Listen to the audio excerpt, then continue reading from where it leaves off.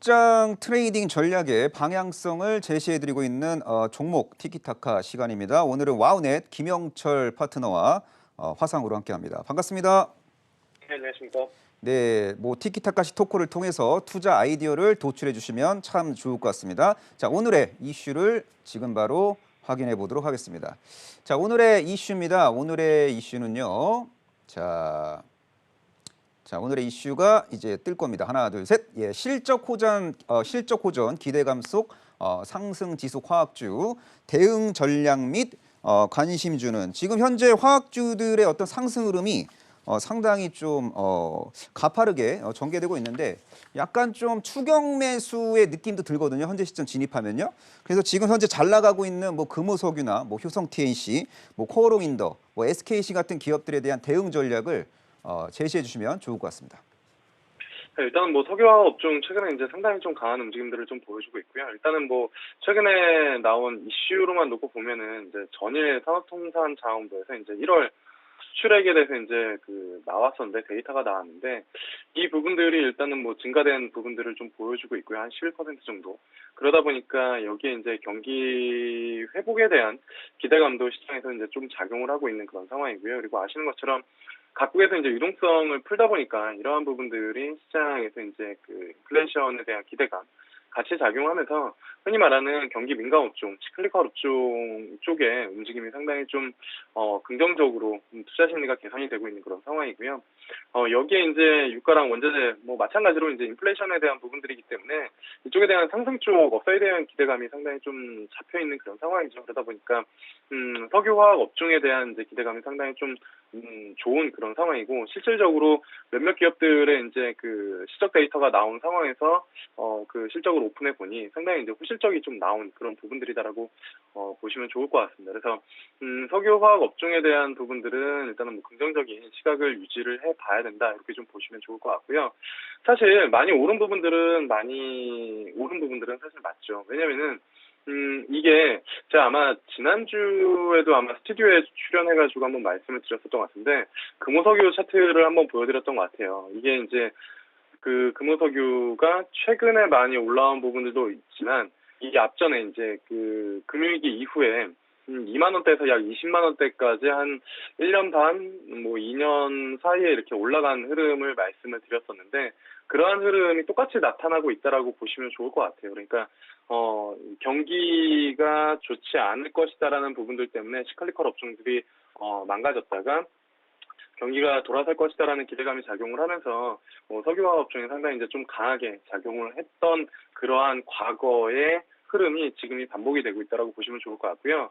앞서 앵커님께서 언급해주신 그러한 종목들, 금호석유나 아니면 SKC, 대한유화 이런 종목들 보면은 마찬가지입니다. 금융위기 이후의 차트를 꼭 지금 방송 끝나고 한번 아니면 장중에 한번 보시면은 그 당시에 SKC나 아니면 금호석유, 대한유화들이 주가가 쭉 내려갔다가 결국에는 이제 경기가 돌아 나오는 그 와중에 폭발적으로 주가가 상승을 하는 그런 모습들을 좀 보여줬고요. 사실 그 당시를 기억하시는 투자자분들이라면 이번에 경기 회복 아니면 백신 관련된 이슈가 나왔을 때 이러한 경기 민감 시클리컬 화학 업종 중에서는 한 종목을 반드시 좀 들고 있었어야 지금 시장을 잘 캐치업하고 따라가고 있다라는 부분들로 보시면 좋을 것 같고요. 그 당시도 결국에는 시장이 꺾이면서 그런 종목들이 꺾였기 때문에 시장이 지금 상황에서는 박스권이고 아직 꺾였다, 추가 상승을 얘기하기에는 조금 어렵긴 하지만 시장이 꺾이기 전까지는 여전히 이쪽 관련된 종목에서는 관심을 가져야 된다라고 보시면 좋을 것 같고요.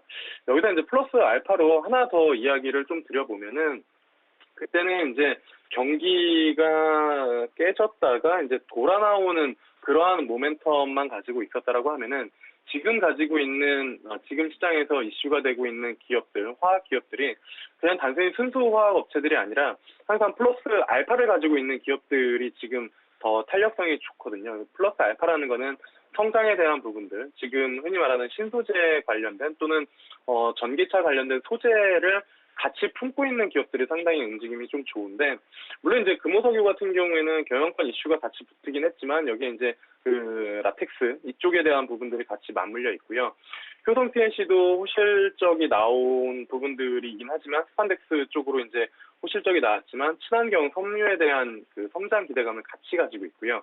그다음에 이제 대한유화도 마찬가지로 뭐 화학의 플러스 알파로 분리막에 대한 부분들 이게 이제 분리막 쪽 밸류를 추가적으로 이제 쳐주면서 주가 상승을 할 수 있는 그러한 이제 성장판을 만들고 있는 그런 상황이고 여기에 또 하나 이제 코오롱 인더 같은 경우에도 마찬가지로 이제 타이어 코드 플러스 알파로 5G 전기차 쪽에 들어가는 이제 아라미드 이 부분들이 들어가 있어서 그러니까 기존의 경기가 깨졌다가 돌아 나올 때 화학업체들 시클리컬 업종들이 좋은 게 과거에도 나왔었고 이번 경기 회복에도 분명히 반영이 될 것이다라는 시장의 기대감이 있는 상황에서 플러스 알파로 각 기업들마다 지금 뭐 2차 전지 소재든지 아니면은 신소재 관련된 부분들에 대한 성장 모멘텀이 추가적으로 있다 보니까 시장에서 상당히 밸류 프리미엄을 주고 있고요. 그다음에 또 하나는 뭐 아시는 것처럼 증권사 리포트에서 보통 목표 주가 따블을 제가 이렇게 막 자주 보는 경우는 아닌데 최근에 화학주 일부 뭐 금호석이나 아니면은 뭐 효성TNC나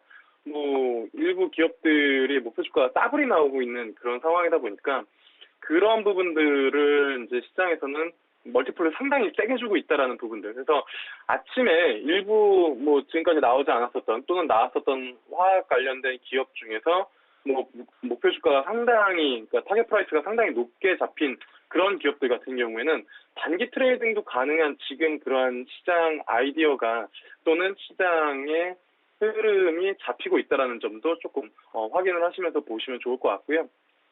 어쨌든 화학업체들은 뭐 길게 말씀드리긴 했지만 이번 시장이 끝나기 전까지는 어쨌든 경기 회복의 기대감을 가장 뭐 빠르고 길게 가져갈 수 있는 그러한 이제 섹터이기 때문에 뭐 지속적으로 좀 관심을 가져야 된다 이렇게 좀 보고 있습니다. 예, 잘 들었습니다. 이번 코너가 종목 티키타카 코너잖아요. 네. 예, 근데 지금 드리블을 상당히 오래 하셔갖고 예, 네. 저희 컨셉에서 약간 어긋났어요. 그래서 이제 다음 네. 번부터는 약간 좀 티키타카식으로 토크할 수 있게끔 여백의 개미를 만들어주시면 대단히 감사하겠습니다. 자, 추가 질문 들어가도록 하겠습니다. 지금 다양한 화학주에 대한 김영철 파트너만의 관점을 제시해 주셨는데 뭐 잘 들어보니까 뭐 하이브리드 스토리를 보유하고 있는 화학주가 유리하다. 뭐 플러스 알파 재료를 보유하고 있는 기업, 그러니까 다양한 주가 상승 촉매제를 보유하고 있는 기업이 좀 다소 유리하다고 말씀하셨는데 열거해 주신 화학주 중에서 현재 시점 가장 유심히 챙겨봐야 될 종목은 어떤 종목일까요? 일단은 뭐 이미 종목들이 뭐 리포트 특히 대표적으로 뭐 효성TNC나 아니면 금호석유 같은 경우에는 리포트 나오면서 뭐 이 대형주들이 뭐 상한가 근처까지 또는 상한가에 들어가는 그런 흐름들을 좀 보여줬기 때문에 이런 종목들을 지금 뭐 가격대에서 좀 들어가기는 어렵다라고 보고 있고요. 지금 현재 수준에서 가장 좀 무난하게 또는 가격적인 부분들로 접근해 볼 수 있는 거는 대한유화라고 좀 보고 있습니다. 대한유화 마찬가지로 앞서 말씀드린 것처럼 전통 그냥 화학 플러스 분리막에 대한 부분들을 같이 이제 좀 작용을 하고 있고요. 그다음에 주가 흐름도 보시면 아시겠지만 한번 상승이 나오고 나서 옆으로 횡보를 하다가 오늘 한번 양봉이 나오면서 신고가를 기록하려는 그런 모습들을 좀 보여주고 있기 때문에 일단 지금 수준에서 뭐 접근해 볼 수 있는 기업은 대한유화이지 않을까 이렇게 좀 보고 있습니다.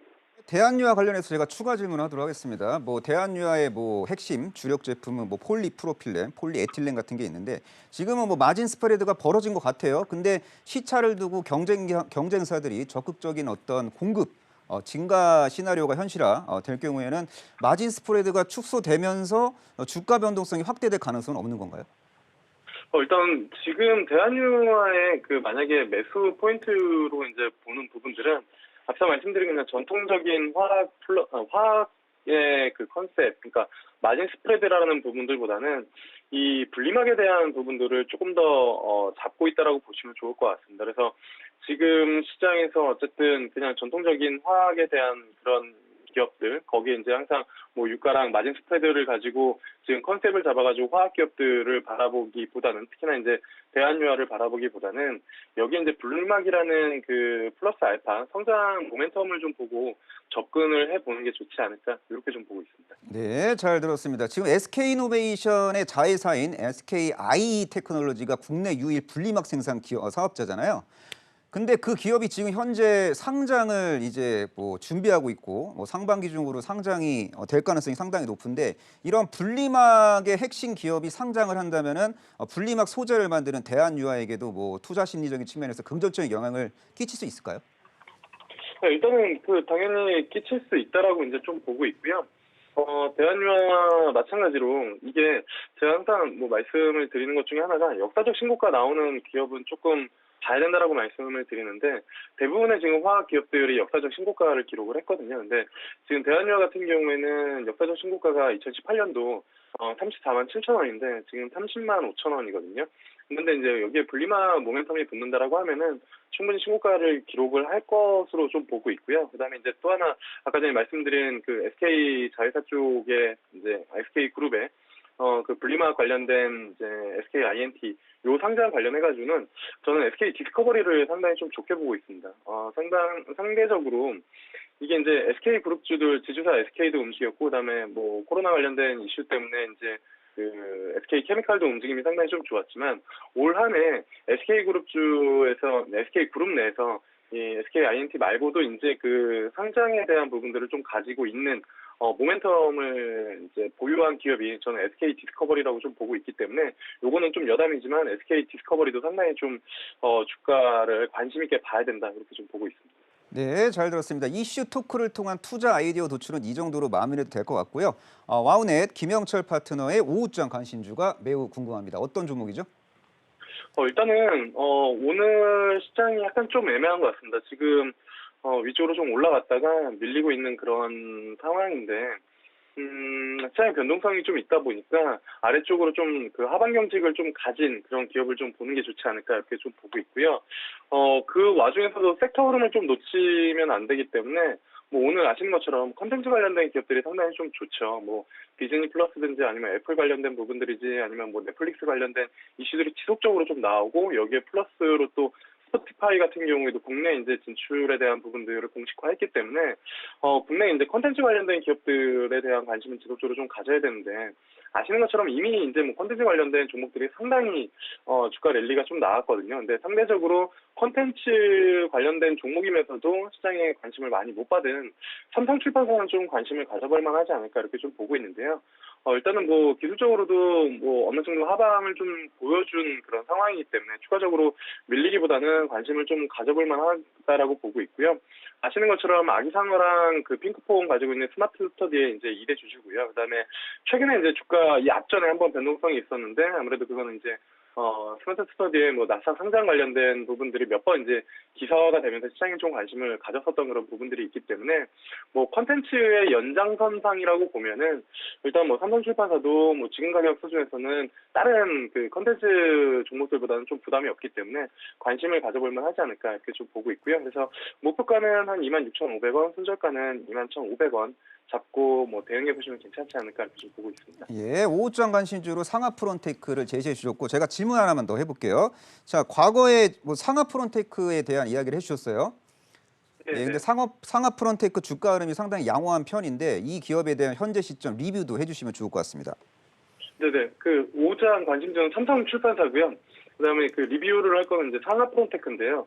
아마 제가 이게 그 코너에 계속 나가면서 수소 관련된 기업들은 좀 지속적으로 좀 관심을 가져볼 만하다라고 이제 좀 말씀을 드렸고 일부 작은 종목들 그리고 현대차와 엮여져 있는 그런 종목들은 뭐 많이 있긴 하지만 결국에는 상하프론테크, 일진다리안, 뉴로스 이거는 이제 한 증권사에서 지속적으로 이제 리포트가 좀 나오고 세일즈가 들어가는 종목이다. 그 중에서도 이제 상하프론테크는 그냥 자체적으로도 기술력을 가지고 있고 특허에 대한 부분들을 좀 가지고 있기 때문에 모멘텀이 된다라고 이제 좀 말씀을 드렸고 목표가를 아마 그 당시에 한 20% 정도 잡아가지고 한 6만 원 정도 잡았었는데 오늘 이제 역사적 신고가가 기록을 했고요.